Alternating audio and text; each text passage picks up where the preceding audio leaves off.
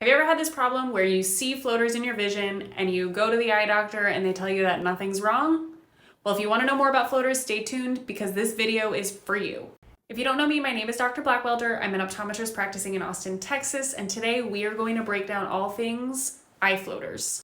Okay, so first of all, what actually are floaters? What do they look like? Well, they tend to look like this. These little clear wiggly worms. They move around in your vision. Some are see-through. Some have a more pigmented appearance. Some can be larger than others.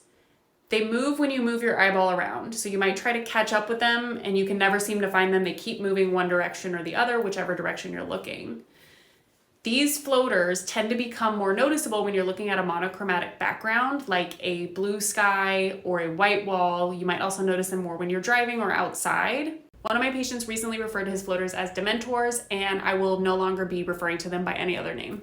What actually causes these dementors or floaters is an accumulation of debris in the vitreous inside the eye.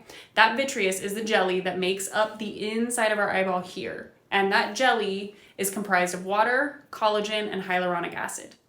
When we're born, it's a solid jello. And over time, that jelly kind of liquefies, so the collagen fibers come out of solution, and you notice them floating around in your vision because as light passes through the eye, it hits those collagen fibers, casting a shadow on your retina, and that's how you see them in your vision. Because floaters are really considered a normal finding as long as there's no holes or tears in the retina, that's why your doctor will say your floaters are normal, there's nothing wrong with your eyes, you have a clear checkup.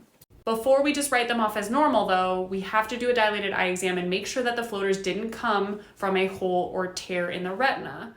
If a piece of the retina tears off, it can also float in the vitreous and appear just like a floater in your vision, but it can be a symptom of a hole or tear that might lead to a retinal detachment, which can cause blindness. Some signs that you're having a retinal detachment might include flashes of light in your vision that look like a camera flash, a lot of floaters all of a sudden, sudden onset floaters, or a curtain coming over your vision, a dark curtain, almost like somebody turned the lights off, or even sort of a shadow in your vision. Those are all signs that you need to go see your doctor immediately.